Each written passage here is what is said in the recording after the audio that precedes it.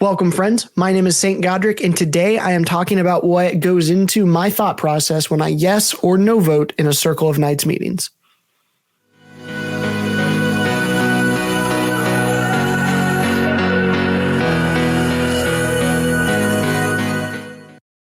So the main game that I play, the main LARP that I play is called Amtgard. And in that game, knights are elevated by a couple of different ways. One process, but it's kind of a long and confusing process sometimes.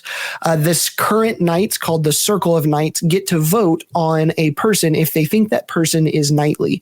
This vote generally comes after a person has achieved masterhood, which is the skill requirement to be a knight. And then the knight circle is voting on if that person is of knightly character, of knightly virtue. And then from there, that vote then goes to the monarch of the kingdom, the king or the queen. They can listen to the COK or not. That is up to them. That's a good check and balance there in most kingdoms. But that idea of knights being able to vote on people always bugged me when I was coming up, because I would ask knights, what does it mean for you to be a knight? Or what are you looking for in someone who's a knight? Or what are their criteria that you're voting on? And I got 100 different answers for every knight that I asked. And so one of the first things I did when I was a knight, when I got knighted, I made a criteria for myself that whenever I go to a COK vote, I can run the people that I'm looking at through this list and make sure that I am being intellectually consistent on people, because there are sometimes when people come up who I really like, or on the other end, people who I really don't like, but I need to run them through this list to make sure that I am being consistent in my logic and not just yes voting my friends and not just no voting someone because I don't like them. So here is my list. I've got 6 things that I want all of them checked. And if you miss one of those 6, I've got 2 others that you can kind of make up for it, as it were. Again, note this is just for me, St. Godric, playing in the Kingdom of Winter's Edge. This isn't for all knights. This is just the way I look through it, and it was a helpful list for me to process all of it. So I'm going to pass it on to you. So, number 1, first thing I am looking for in a prospective knight is that person active locally at a park, and is that person active locally at active at Kingdom? Now, this is incredibly important to me. If the person isn't playing Amtgard and isn't playing at a local level to help grow that game in their own town, and they're not participating at a kingdom level, I will no vote them. Now, this isn't they have to play twice a week, right? If they're playing at a local park once a month and they're making it to a kingdom event or 2 kingdom events a year, I'm pretty happy with that. The main thing here is I don't want to yes vote people who don't play our game anymore, or are coming from another game, or are all of these different things. If you're not actively participating in growing a local park and then participating on a kingdom level, I'm gonna no vote you.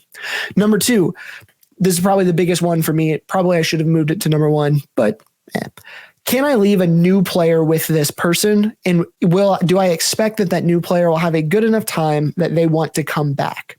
If this person I am not comfortable leaving a brand new day 1 player with, if I think that this person might run off a new player or might have an interaction with a new player that's not going to be very positive, I am definitely going to no vote that person.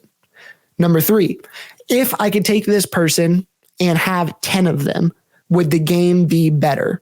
Or if I have 10 of them, is the game just get significantly more difficult or more drama filled or whatever it may be? So 3 is, if I could have 10 more, do I want 10 more? Number 4, are they willing to share their knowledge? Most of the time, this comes across through teaching classes, either one-on-one or in a larger setting. This could also be making video tutorials or printout tutorials, or just willing to sit down and walk someone through a question that they have on Facebook Messenger or over a phone call on Discord, things like that. One of the big things for knights is you got to be able to at least share the knowledge you do have, and be willing, if you don't have the knowledge, point people to the correct videos or the correct people that can get them that knowledge. And if you're not willing to spend a few minutes to do that, especially with new players, I'm gonna no vote you. Number 5, are they willing to give their time? One of the key things for knights, in my opinion, that we have to do is we have to put other people's fun in front of our own. That's really what we're saying when we put the chain on, when we put the white's belt on, that responsibility that you hear different people talk about. Really, that all boils down to, am I willing to give my time, give up my fun to be able to help other people, especially new players, have fun? I want other people to come back. Now, obviously, you got to do this in a healthy manner. You can't 100% be on, right? You got to be able to take a step back, do this in doses. But if a person is never willing to spend the time and they're not willing to put other people's fun in front of their own, I'm probably going to no vote them. Then number 6, last one on my list here. Are they willing to tell their friends that they are not good enough? This is a big one for me. I have met a few knights who I have a lot of respect for. And then we get into a COK meeting and one of their company mates or one of their belt lines or just one of their good friends comes up and everyone else in the circle is saying, he's not good enough. The skill isn't there, or he's not good enough. She isn't good enough because of these other character flaws that are there. Like, for instance, we're not willing to leave a new player with them. We are not comfortable with this person around new players. And the knight on the circle it's their boy, right? It's their friend, and they're not interested in telling that person no. And it is easier to vote yes and not end a friendship or not hurt a friendship. And for me, if you're not willing to tell your friends that they're not good enough, I don't want you on my COK. Now, that's my 6. I'll run through those again real quick. Are you active locally and at Kingdom? Can I leave a new player with you? If I could have 10 of you, would that be a good thing or a bad thing? Are you willing to share your knowledge? Are you willing to share your time and put other people's fun in front of your own? And 6, are you willing to tell your friends that they're not good enough or not good enough yet?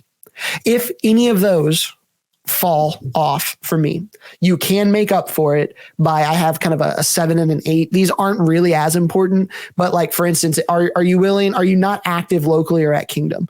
If that is a no, come down and check these other 2 at the bottom. If these aren't checked, or you have more than one of those first 6 not checked, I'm going to no vote you. So my other 2, my 7 and my 8. Number 7, do you wear garb? That's important to me. I know it's silly sometimes, but I want you to look the part. Knights are supposed to be awe-inspiring. Knights are supposed to be the things that people are looking up towards. They're the ones that we want our people to inspire to be. And if you're not wearing garb, and I'm not saying all the time, but like, have garb, please, if you're a knight. And then number 8, this is, did you earn your masterhood, or are you an expert in your field? This one is pretty up in the air because that's going to be different for every person.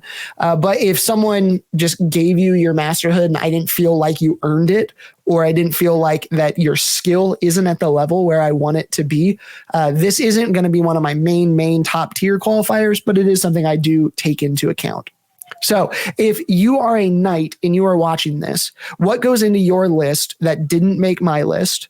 And do you have a list? Do you have a concrete on paper thing you can look at that says, this is what I'm looking for in a knight? And if not, what methods do you use? Put in the comments down below, please, because I'm interested to see how other people process this. For those who are not knights, does this make sense? Are there any questions that you have for me or other knights that maybe we could go through and answer for you?